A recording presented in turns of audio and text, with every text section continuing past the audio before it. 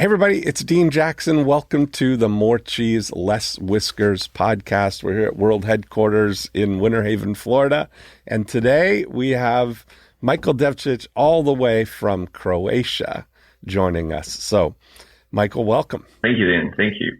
I'm excited to hear what you're working on. It seems like you're pretty advanced. I got to read some of the things that you sent over to tell us a little bit about what you're up to. Well, I must admit, I was at a cigars and whiskey event last night when I got a confirmation from Lillian, and I was, kidding, couldn't wrap my head around it. But then I got reading. It's like, really, I got invited to the Dean Jackson podcast, and I was like, wow, the guy that awesome. invented squeeze page is like, I'm on his podcast.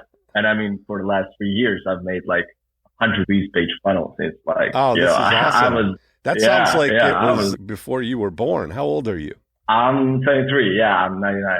Yeah. So isn't that something? So I did that in 1997, if you could believe it, all the way back then. Yeah. So yeah, it's older than you, and here you are. So excited. Yeah, it's great. So tell me the Michael Devcic story. What's how did you get to where you are and what you've been doing here? Well, I am kind of advanced, especially advanced for Croatian standards, because everybody here is all up in corporate branding. So I'm kind of the black sheep here in Croatia. Yeah. Well, pretty much my story starts as a kind of heartbroken, friend-zoned 13-year-old. That's where it starts.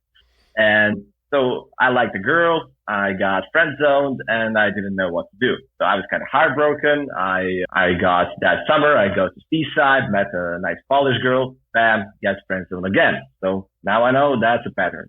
Got to fix something. And at a certain point, I was just, going through YouTube and just watching some random videos. I don't even remember what video it is. And I see a comment. It was like right now I know it was some guy writes, my brother bought this book and he got tons of girls. Something like that. Short comment. Click the video and Josh Pellicier's South Badass VSL, the Goldfish VSL. That was the first VSL I ever seen. And I was hypnotized 45 minutes straight. Bam. Yeah. And I didn't have a credit card back then. I was 13 years old, 14 years old, something. I don't even remember. And that was my start and then that VSL actually opened for me a mind space that stuff like that actually exists. Yeah. That your fate is not sealed. Like if you're in a small village that has 128 kilobyte internet and the video is buffering for I was 10 when we got max DSL. So it was for the first couple of grades of elementary school, I was buffering video. It was fun. Yeah. And I was that thing opened up to me a whole new space that was I can choose my destiny. That self-help thing. And then it was I started reading a lot, books. Books were, because I didn't have the money for the courses, so I was reading books. And the books were I don't know, I started reading everything from Robert Greene to and then I bumped just to fast forward, I bumped on to Jason Capital. I was 16 years old. I read his book, Higher Status. And then as I started following Jason Capital, reading his email list, reading his email newsletter, I realized that he was making the switch from the dating coach to the success coach, copywriting guru, whatever. And that's when I made it, the copywriting guru stuff. Yes. And then when I was 16, 17, I was okay, so, and I was a hobby portrait photographer as a friends and taking, stuff like that. But I realized really fast that you cannot really make a lot of money in that. And I was I could run Google ads for local business and I'd make the same amount of money in 45 minutes of work a month than I would for a 4-day event doing photography. So I was okay, I'm gonna do Google ads. Yeah. And that's kind of the story. And then it goes 3 years fast forward. I was 19, first year of college. And I'm driving, we're just going to town, not even started yet anything. And the guy just goes on a cross section, takes away my advantage, and I bump into him. Thanks God, it was 20 miles an hour, nothing, real slow. And the whole thing goes, the process goes on, and I go into a tow trucking service. Okay. I called the guy, he comes up, And in the truck, like it was 20 minutes. It was a 20-minute ride to my house. I closed him for my first Google Ads services. Oh, that's good. I like that. And then I got an idea. Yeah, I got an idea. Well, okay, if I close this guy, he's listens. Sure, why not? I could do some cold calling and close other like electricians and the pet salons and everything. So I just started doing that. Dance halls, whatever. I just started doing that. And then I was doing that for a year. I even had some nice clients. I sold my like first huge website. It was a 2,000 euro deal, whatever. It was like huge for me at the time. And then, so it was like local businesses shut down. I said, okay. And I went back home to my village and I was like, wouldn't it have been nice if I only had people that were selling online, not local based businesses, right. Just, online info marketing. Wouldn't that There's be no COVID nice? in Cloudlandia. That's right. Yeah. And that story took some time. And like 3 years later, I am living that manifestation of reality. Yeah. But at that time, that was just an idea. And I did leave one client. It was called Uchen. It's kind of a night school, like, I don't know if you got that. I mean, you probably do, like a school to learn how to be a beautician, how to be a cosmetician. Yeah, stuff like that. They got stuff like that. It's like a 3-month course. You go there, you learn how to do the stuff, and then you go out to work. Right, yeah. So that was my class. And back at the time, I didn't realize what the sales cycle meant, especially for local business, because I was used to the tow trucking business. Just put a Google ad out there, they're going to call. Like if they click, they're going to call. Yeah, you either need one. No one's planning ahead for their tow trucking needs. Right. Yeah. And then I started learning, and I started for them doing the same thing I was doing for the tow trucking, just in Facebook ads. And it was like not working. So I said, okay, maybe the sales cycle is a bit longer than for the tow trucking business. So that's how I learned actually funnels. And that's the point at which I left the form. I filled out the form for your podcast like 2.5 years ago. So that was the point. I know it's amazing, isn't it? But this is like it's a tough ticket to get on here. It takes a while. So I'm glad that it's worked out, but you've got a super interesting story. It's still freaking me out that you're 23, like your whole life has been, you were born into a post opt-in page world, and your life has mirrored the internet. You don't know what it's like to not have, internet. It's been your whole world, It's so fun. When I was 23, I was born in 1966, so I am 56 right now. You're like my uncle. He's okay, 56 now. And when I was 23 in 1991 or 1989, there was no internet. It wasn't even a thought of anything then. Yeah. So I learned marketing, in an offline world, and then was able to take that foundation and bring it online. So your transition now to who do you work with now, and what the most current iteration of what your business is?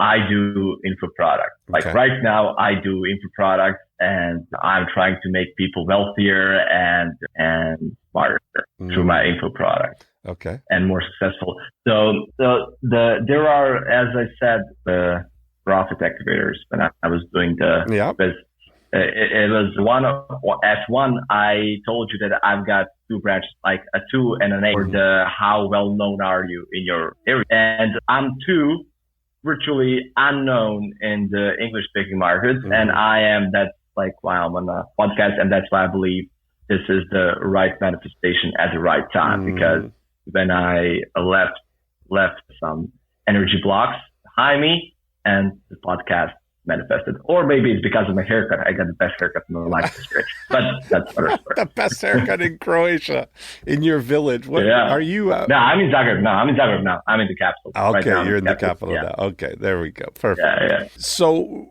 the info products. Yeah. Let's tell me about some of the info products you're doing. These are your own. Yeah. Your own product. No. That you're okay. No. So I run them for clients, and I do rev-share model. Okay. So that's the deal. So I got a guy. I'm most proud of that product. It's called the 1% Club. Okay. It's here in the Balkans, and it's for people that want to make money online. Yes. But first of all, they don't know what's the best option for them. Because when a guru comes online, they say SMMA is the best, dropshipping is the best, cold email marketing is the best, you should do sales. And we said, okay, no, those are all valid ways to make money. You should come into our group, and you're going to have an onboarding session.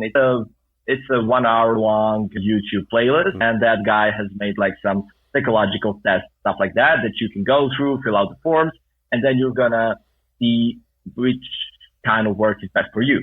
Are you a short form video editor? Are you a direct response copywriter? Are you a sales closer? Whatever. Yes. And then when you decide, okay, I want to do that, okay, then you got a Discord chat and you can ask questions.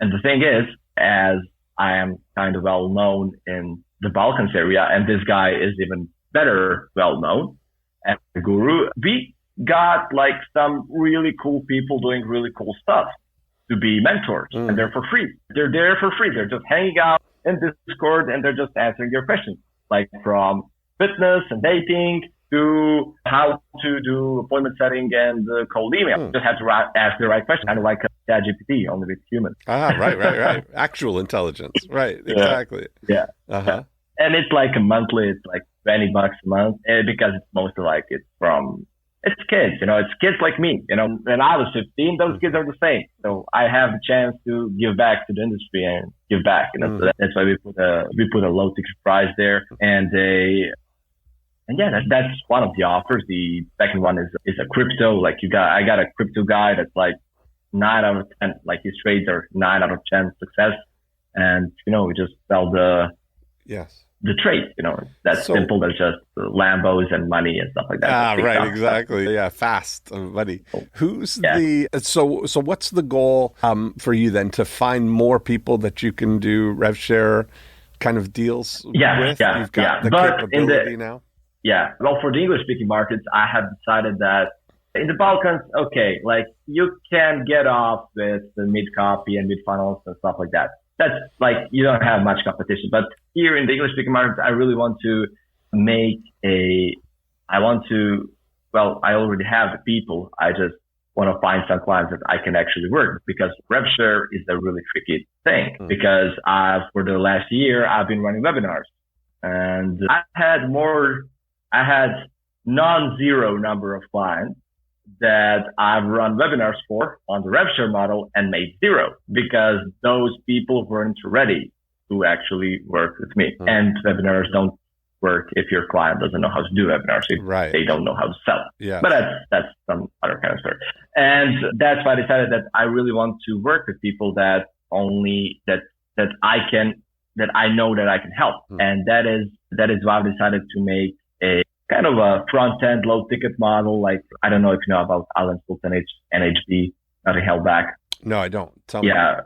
Yeah, I'm in NHB Plus, like that's his mentoring group. He actually lives in North Carolina, I think. Oh, okay. He's from Boston originally, but yeah, he's in North Carolina. Yeah. He's got a lot of cool people in his group. So, but he's got his automatic clients model where you put a low ticket first in a funnel, and then you just put the upsell path, and then, the numbers are on the back end. Right. Oh, it's kind of back to the roots, like it was 20 years ago. Yeah. Like after all the webinars. Yeah. So why I want to do that, because I can make a VSL. I can make a faceless VSL for that client, and they don't have to do anything, like as for the webinars. And I've got the crew. I got the video editing crew. I'm a copywriter. I'm a strategist. I can create you offers. I got guys who are going to do email automation, landing pages. They're going to run ads. I got guys for everything. And I could do that virtually all by myself, but why would I waste my energy on repetitive stuff like tech if I'm a creative guy? And I'm going to write copy because I'm creative, and I'm going to let somebody else do the repetitive boring work. So you have, because that's just not me. So you've got a skill, and I don't know whether you've heard me talk about this concept of the VCR formula. It's a new thing that I've developed that was, to me, it explained how Kylie Jenner became a billionaire and how Mr. Beast is blowing up. things. And so the VCR formula stands for vision plus capabilities multiplied by reach. And each step in that formula, there's something that's there. So how it worked for Kylie, as an example, and this is, you could have any influencer that's following this same model, is she had a vision that she wanted to create a cosmetic line.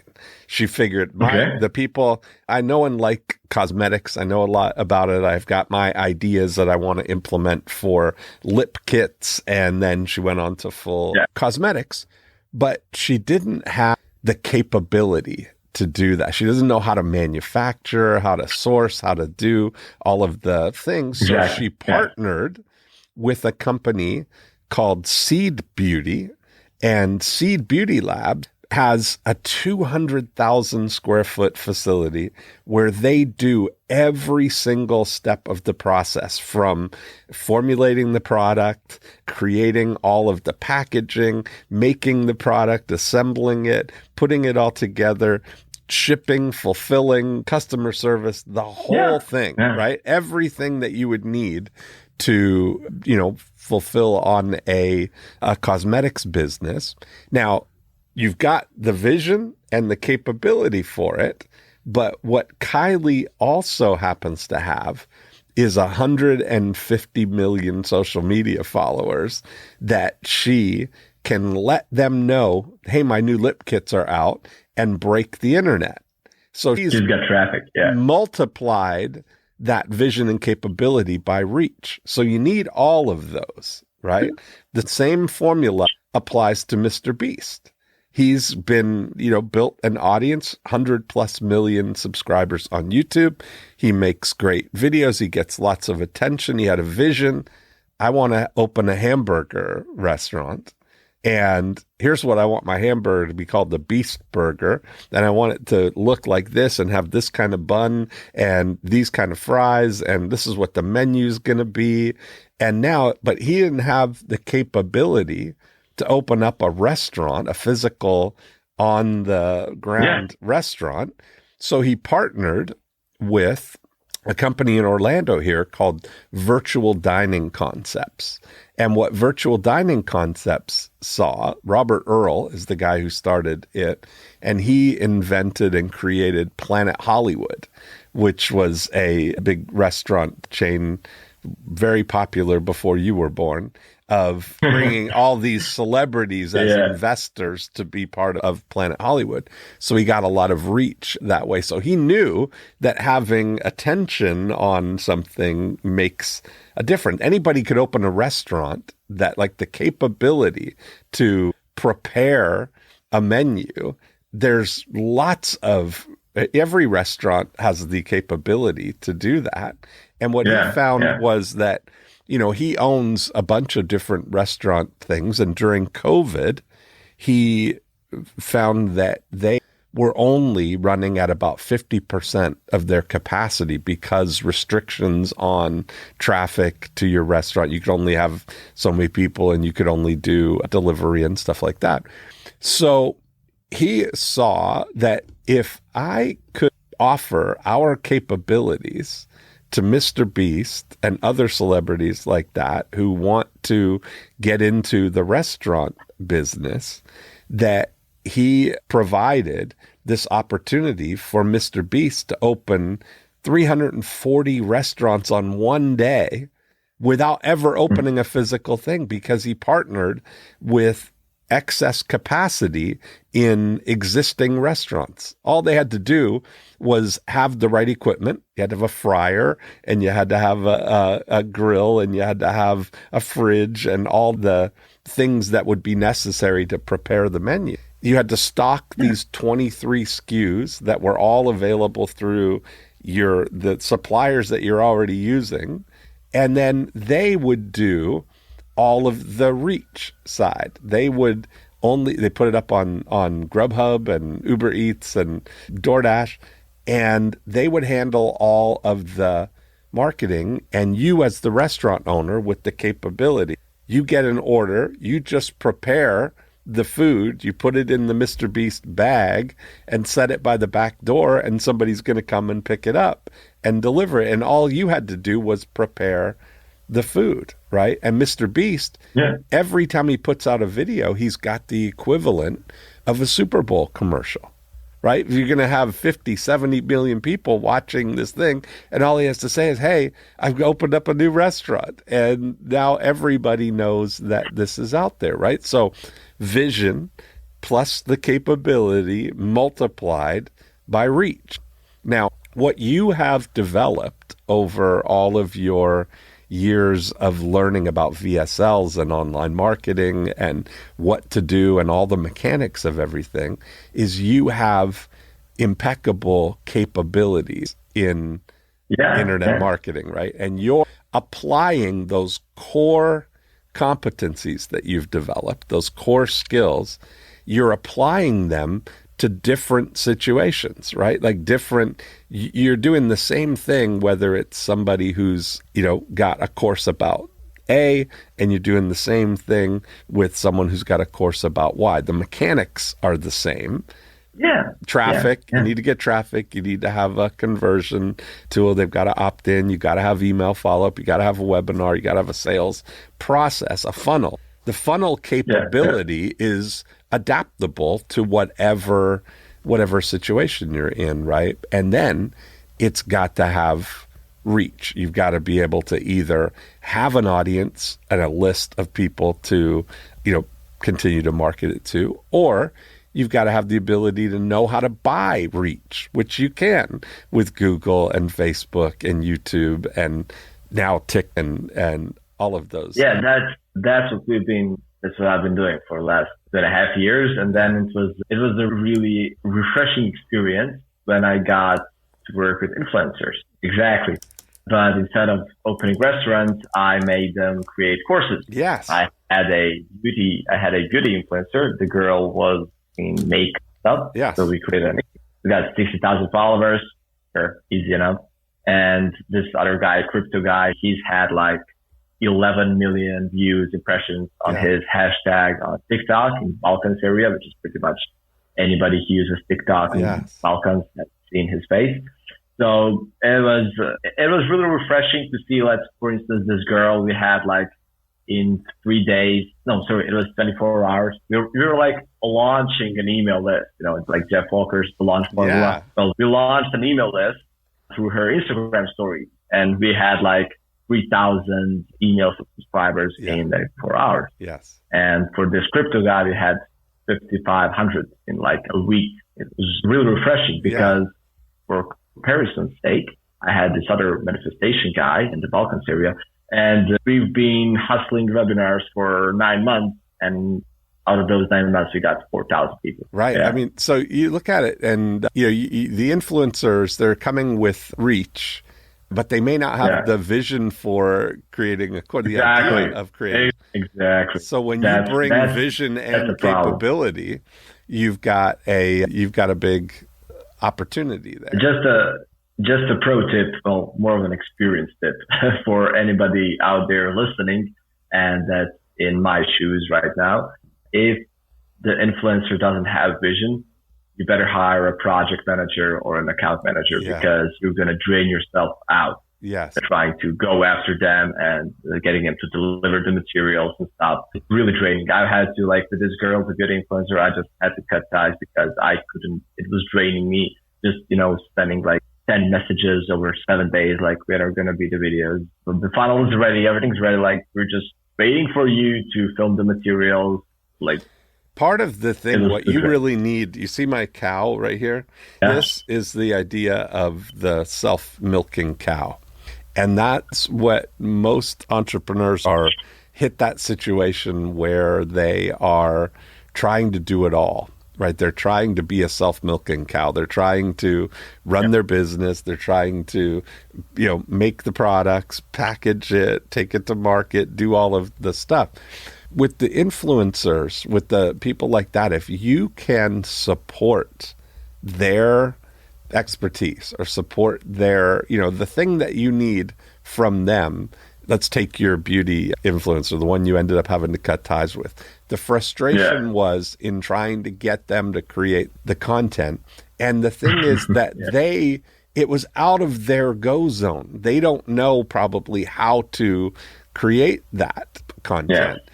And so what we've found, one of the things that we do, I own a company called 90-Minute Books, and we help people write lead-getting books for their business. I use that. I use that method once. It was really great. Okay, for a client. We just hopped on a Zoom call and he had a book. Yeah, that's exactly right. So this idea of if you can keep the expert, keep the influencer, the lead person in this just on the front of the screen, where all they have to do, if you can schedule things to be synchronous and scheduled, so all they have to do is show up, and we call them milking sessions, where if you can get them to show up for a milking session and you record documentary style them giving the answers to, you just set up the outline, you set up the stuff, you can create the course that way by just having them show up at the particular time. The moment that you give any creative homework or that they've got to now take some disciplined action and steps, it's going to be very low compliance, Yeah. Yep. That's the reason why I got a team for the English speaking markets, and it's going to be for the energy, manifestation, frequency coaches, because on my self-help journey, that stuff helped me the most. Like the frequency stuff, the just switching your reality.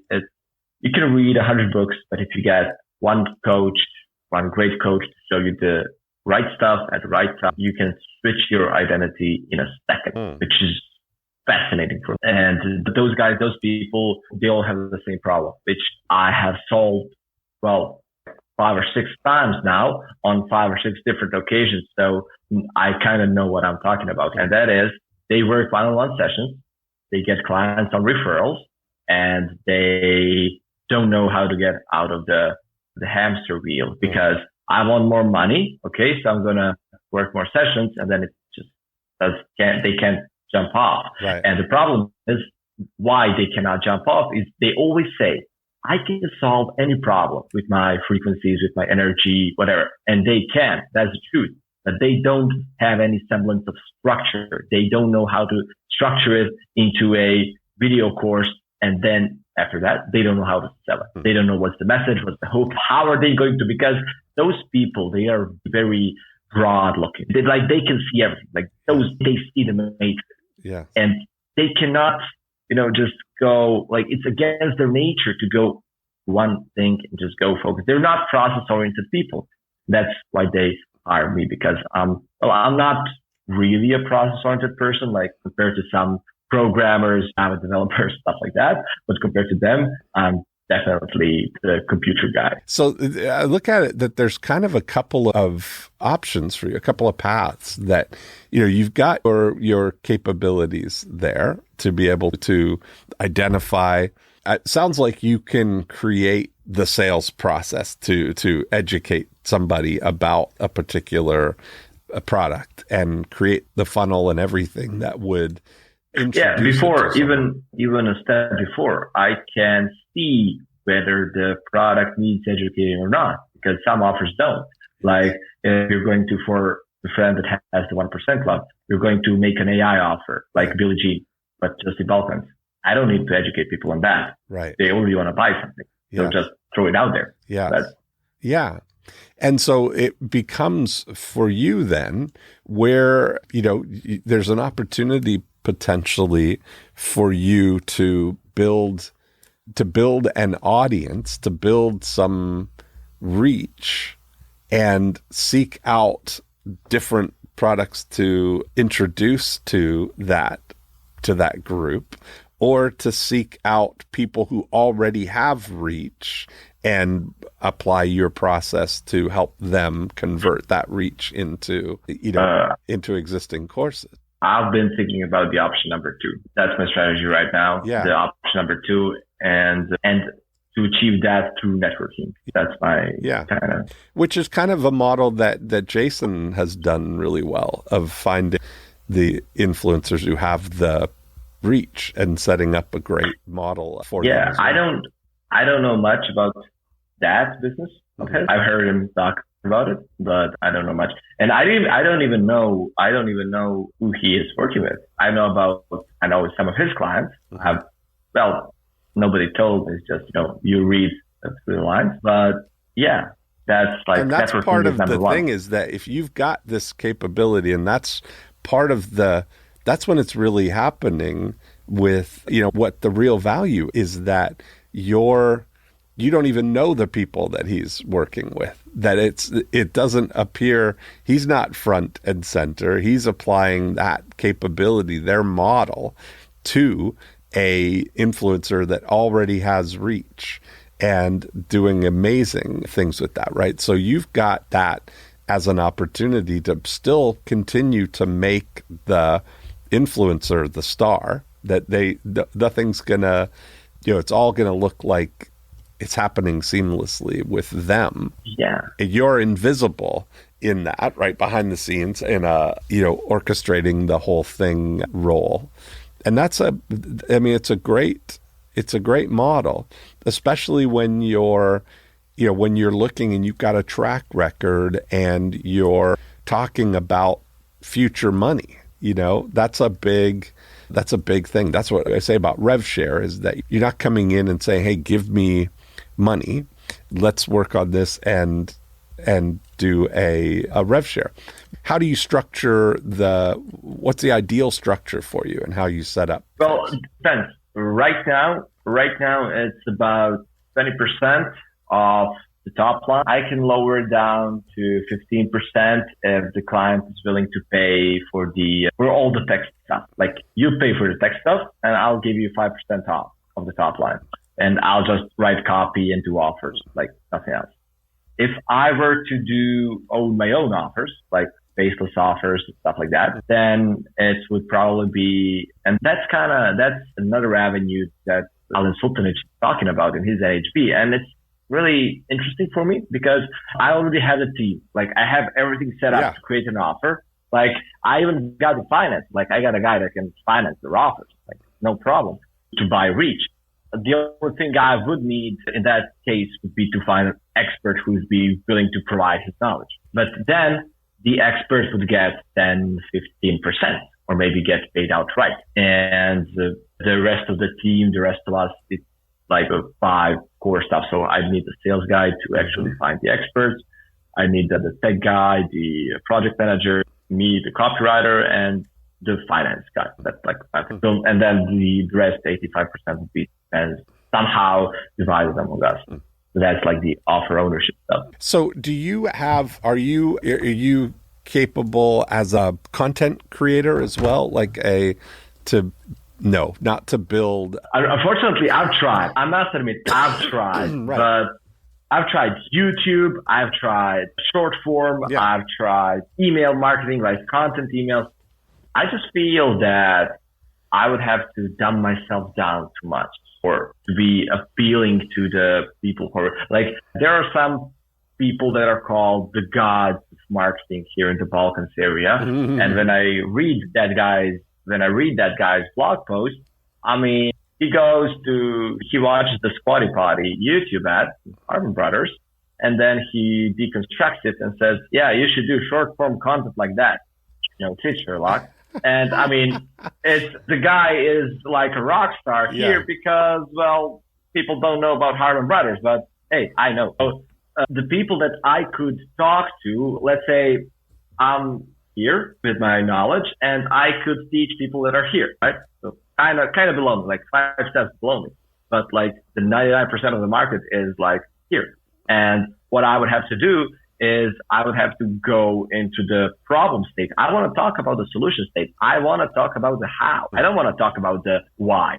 I don't want to talk about why your business is crap and why you get like 3 customers a month. Like the why, it's the economy's fault. Like the VSL stuff. It's the economy's fault. The cabal is against you. They're out to get you and your pet grooming salon. And if you don't learn copywriting, you're not gonna fare well against these guys. They're very tremendously bad. Like, I don't want to do that stuff, and that's the stuff that should be done if you want to sell here. Like, there's no intent, there's no knowledge about the basic stuff. Yeah. So I cannot teach high stuff. Right.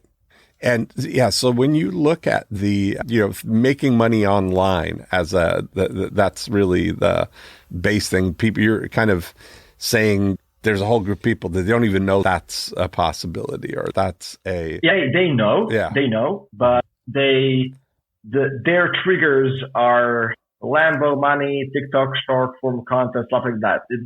They're kids on TikTok, and then they see a guy having like this, like a blob of money like this, and then he does like this, like it's his phone, and then it's like he posts a picture. It's like, right. MMA, bro. Yeah, right. Like 10 years ago. Yeah, right. Social media agencies, right. Yeah. That's the whole Andrew Tate audience, I guess, right? Like everybody trying to be a top G. Yeah, and the other spectrum is 55-year-old ladies that are trying to sell Forever Living / Herbalife products. And there is no in between. That's the problem. Those guys are the only ones that know about online business. The rest are just, so yeah, I'm like, for the last couple of months, I've had this chronic nagging feeling at the back of my head. Like, I'm kind of wasting my time here in the French region with my knowledge and stuff. So I am going to go to the English speaking markets. I just don't know in what capacity I'm going to do that. Like, am I going to do the avenue with the influencers, in the VCR? The VCR, the capability. The capability, or I'm going to do my own offers, or I feel that anybody younger than 30 should have no business being a guru. That's my own. Yeah. So I don't want to go down the guru line. Right. It's too early. Yes. So, yeah, that's kind of. No, that's very mature of you. I mean, that's a very mature thought, and that's a real way of thinking that, until you putting your, doing it is the thing that you've got the opportunity to do right now. I mean, you've already done a lot at 23. I mean, to be at 23 with your set of knowledge already, I mean, you've got a graduate degree in real results, right? Real marketing. Yeah. And now it's finding the best place to deploy that for you.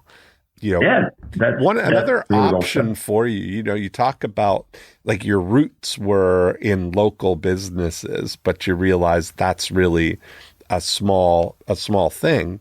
But the big opportunity in the small business world is when you can create what I've been calling the scale ready algorithm. When you take a towing company or or whatever, a trade school or beauty school or whatever it is, when you crack the code on how to grow and attract new business for that local towing company, which is only happening in a 15-mile radius of where they are, right? Yeah. But once you crack that code, that is now immediately transferable to all the other towing companies, right? That you've got a ready-made algorithm that you could deploy in a business that is locally kind of oriented, right? And where we've got the opportunity right now, as we're migrating to, well, I've been calling it Cloudlandia as opposed to the mainland. Like, everything, we're all living in Cloudlandia. That's the main world now. That's where we do everything. And the only thing we really need to do with the mainland are when it physically requires something physical on the ground. If you're going to get a sandwich or a pizza delivered, you can't digitally get a pizza, right? It's coming from a local spot. But the desire and the execution and the decision and the arranging of it can all be done in Cloudlandia. That's why Uber Eats and Grubhub and all those things, we're all going into Cloudlandia and saying, oh, I want a hamburger. Oh, there's a Mr. Beast burger. Yes, I'll take that. And then it's dispatched to the local outlet closest to your house that's going to do the things that are required to be done on the mainland and deliver it right to your house. So if you've got, it's kind of adjacent to that model, right? If you think about taking your local businesses and looking at that, what are the highest value things? You take, even you just hit on the auto things, you take towing, auto repair, dent repair, painting, tires, all these things that have to do with that one vertical of the. Yeah, what's the very common objection I found when I was pitching those guys? Yeah, like a lot of local businesses, especially the building guys, like building and repairing, the remodel guys, home services, yes, and the car guys. The objection was, I don't need more work. I need more work. So they're all filled to the brim. They need people that are actually going to do the job. Yes. So as a Google Ads guy and a 19-year-old kid, I didn't have an answer to that. Right. But that was a very curious objection I found, because to be honest, I was reading a lot of Dan Kennedy and it's like, when I first started picking up the phone, I was like, who doesn't want more clients? Come on, this is a no-brainer. Right. So it's like, let's go. And then it was like, oh, man, they don't want more clients because they would be got clients. Interesting. Yeah. They need more workers. Yes. It was, I've never and got so that's around. That's part of the opportunity of finding excess capacity capabilities, right? Like when you look at what, if you think about what Virtual Dining Concepts did, they go to a local restaurant and say, do you have excess capacity? Do you have the ability to produce more, make more meals? They're only at 50%. If they're run completely crazy and they're booked and they can't breathe, they're not going to want more clients, just like what you said. But there are people who have excess capacity for their capability. It could be, let's say, a new dentist or somebody they've got time to work with people. They've got the capability to do it, but they don't have the knowledge or the ability to do this. But where this kind of hybrid is a syndication of being able to do what you do in that 15-mile bubble to find all the people that need to get their cars towed and direct that attention, direct that to their business. You're dispatching that desire over to this business, but you've also got the opportunity to do that same thing without having to do any of the other creative work. It's just executing it in this other 15-mile zone and this other. So you're taking it all over. It's almost like a franchise model that you're opening up all these different Starbucks in local markets with the same recipe, the same, intelligence that you already gathered in how to tap into and attract the people who need that local service there. Yeah, that might definitely be a cool idea for somebody that's a lot more process oriented. I definitely think so. I have kind of given up on that idea because I really find Kennedy lifestyle of having no employees, just my own wits, and then living off of that. Like that, I could work within a team, but within a team of people that are like on my level, and it's kind of a less safe situation. And for the local business, like scaling local businesses and local business agencies, it always comes down like you need a really hard and strong management structure. And I'm the type of guy, and I've read this visualization exercise like 50 times the last 3 years. And every time it got down to the same outcome. It was like, if I need to work within a management structure, I'm leaving. I'm out of here. Bye. And as I wrote in the Profit Activators, I'd rather be Don Draper, the creative director, than Roger Sterling, the account manager guy. Yes, right. Yeah, awesome. So your joy then comes from cracking the codes. That's really the thing. Right? Exactly. Yeah. Like, for instance, it was for this 1% club. Why am I proud of it? So first, First of all, because it was a joy and a thrill to work with the guy, because like I just told him, you got to do this. And he just came back and did it. It was all on the level. It was really beautiful. But the other part was cracking the code. Exactly. Like we got down to our local cafe, which is, by the way, like, I'm never going to leave Croatia on a permanent basis just because of the cafe culture. It's beautiful. I was on Malta, like in February. Like those guys don't have cafes. And then I went to a Starbucks. Like for the first time in my life, I went to a Starbucks and I was like, oh, so that's why everybody works at Starbucks, because they don't have any other place. And in Croatia, like you got a cafe on like every street corner, like anywhere, any village, any small old town, like in Zagreb, like yeah. And it's a cafe culture. So it's like, that's like the biggest thing for me in Croatia. Yeah. And it really spurs creativity. I got it. Yeah, right. Like I cannot work in my house, in an office. I work from cafes, espresso, and and I mean, back in the coast, we were at the cafe. I get an espresso, smoke a nice connected, and we cracked the code. Like it took us the whole day. Yeah, and it was really great. Just throwing ideas. But that cracking the code, that's the moment when we said, well, of course. You're not going to be any guru. You're just going to be an aggregator for everything. Yes, and it's like, yeah. Right. You know what it's like? Something very similar in that way. I like, I think about it as music, being a music producer. Do you know who Max Martin is? Nope. So Max Martin is the guy who is in Sweden. And on the list of people who've written the most number one songs in history, that list goes Paul McCartney, John Lennon, Max Martin. And Max Martin, you couldn't pick him out of a lineup. He's a 50-something-year-old. He's my age, Swedish guy who's written basically every song on the radio for the last 25 years, starting with Ace of Base and Britney Spears and Pink and Kelly Clarkson and Katy Perry and Justin Timberlake, The Weeknd, Coldplay, Adele, all these people. He writes all the number one songs. But I thought about this idea of a hit song being a scale-ready algorithm. All he does is he brings artists into the studio. They come to work with him. They create and write these beautiful songs. He's got a formula for writing hit songs.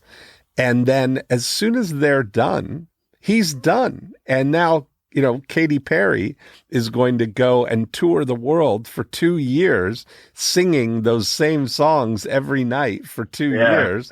And meanwhile, Max Martin's back in the studio with The Weeknd writing another song. And it sounds like that's where your joy comes in, but you have to be able to, the big benefit of that is to figure out revenue structures that allow you to earn royalties on the algorithm that you create. I've got that handled quite nicely because I create a new offer for them. So somebody comes in, I say, I'm going to create you a completely new offer.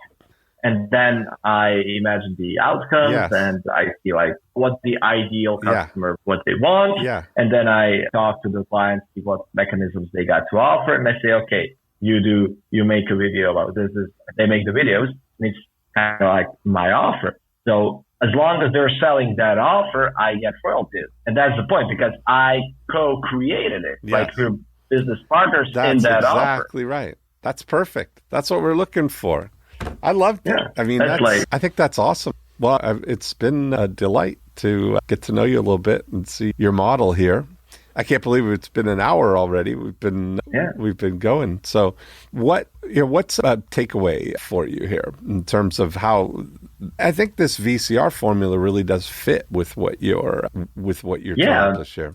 It gives me clarity, It gives me clarity because I've kind of always had that. Yeah. Like vision, capability, reach. Yeah. But now that I hear it like this, structured in this way, it really gives me a framework that I can, it's kind of like a X, Y axis that I can see, oh, I'm here. Yeah. It's not like I'm lost in space anymore. It's like, I'm here. Yeah. I know where I am and now I know where I'm going. Because I know where I'm right now. Yes. And I don't have to force out my own ebooks or whatever, or advertorials. I was, by the way, supposed to write an advertorial today for my own ebook, but had one whiskey too much last night, so decided to sleep it off. I love it. That's awesome. Yeah. Well, Michael, it's been amazing. I've really enjoyed, again, you got a great spirit. You're high energy. I love everything you're up to. I'd love to stay in communication with you. I think you're going to be one to watch for sure. Awesome. Thank you, Dean. Thanks so we should much. do this again. Yes, absolutely. Well, we'll do the follow-up for sure. And feel free to reach out. I'd love to watch it all unfold. Great. Thanks, Michael. Great. Thank you very much. Thanks for having me. Oh, it's happy.